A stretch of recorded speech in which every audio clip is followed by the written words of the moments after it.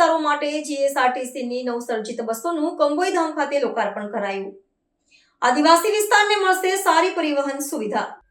દાહોદ જિલ્લાના ગુરુ ગોવિંદ કંબોઈ ધામ ખાતે ભગવાન બિરસા મુંડાના જનજાતીય ગૌરવ દિનની ઉજવણીના પવિત્ર અવસરે ગુજરાત રાજ્ય માર્ગ પરિવહન નિગમની નવસર્જિત બસોનું ભવ્ય લોકાર્પણ કરવામાં આવ્યું હતું। આ બસોની સેવા માટે ખુલ્લી મૂકવાનો મુખ્ય હેતુ દાહોદ જિલ્લાના સરહદી આદિવાસી વિસ્તારોમાં વસતા નાગરિકોને સુદૃઢ અને સારી પરિવહન સેવા પૂરી પાડવાનો છે। આ પગલાંથી દૂર દૂર ગ્રામ્ય પ્રદેશોમાં વસતા લોકોને રાજ્યના અન્ય વિસ્તારો સાથે જોડવામાં સરળતા રહેશે।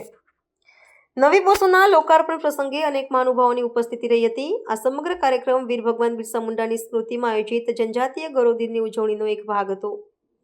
પરિવહન સેવાના વિસ્તરણ દ્વારા સરહદી વિસ્તારોની પ્રજાને શિક્ષણ, આરોગ્ય અને વ્યાવસાયિક કેન્દ્રો સુધી પહોંચાડવામાં રાહત મળશે, જે આ વિસ્તારના સામાજિક આર્થિક વિકાસ માટે અત્યંત મહત્વપૂર્ણ છે। નવી બસો કાર્યરત થવાથી આદિવાસી વિસ્તારના નાગરિકો માટે મુસાફરી વધુ સુરક્ષિત, સુવિધાજનક અને સમયસર બનશે। રાજ્ય સરકારના આ નિગમે લીધેલા આ નિર્ણયથી જનજાતિ વિસ્તારોના લોકોમાં સંતોષની લાગણી ફેલાઈ છે। તંત્ર દ્વારા નવા માર્ગો પર નિયમિત સંચાલન થાય અને પરિવહન સુવિધા કાયમી ધોરણે જળવાઈ રહે તે દિશામાં કાર્યવાહી શરૂ કરવામાં આવી છે।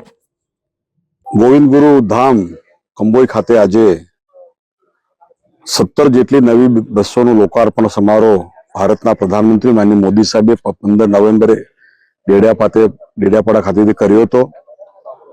આજે દાહોદ ખાતે 17 જેટલી નવી બસો આપીને માનનીય પ્રધાનમંત્રી શ્રી માનનીય મોદી સાહેબ, ગુજરાતના આપણા મુખ્યમંત્રી શ્રી ભૂપેન્દ્રભાઈ પટેલ સાહેબ, હર્ષ સંઘવી સાહેબના અમે આભારી છે કે લગભગ 35 કરતા વધુ ગામોની અંદર, ઊંડાના ગામોની અંદર, આ બાજુ રાજસ્થાન હોય, મધ્યપ્રદેશ હોય, આપણું ગુજરાત હોય, આપણી દીકરીઓ માટે, ખેડૂતો માટે, વેપારીઓ માટે, શિક્ષકો આવન જાવન માટે આ બસો જે સરકારે આપી છે તે બદલ આજના પ્રસંગે રાજ્ય સરકારના મંત્રી મહોદય માનનીય રમેશભાઈ કટરા સાહેબ ઉપસ્થિત રહ્યા હતા।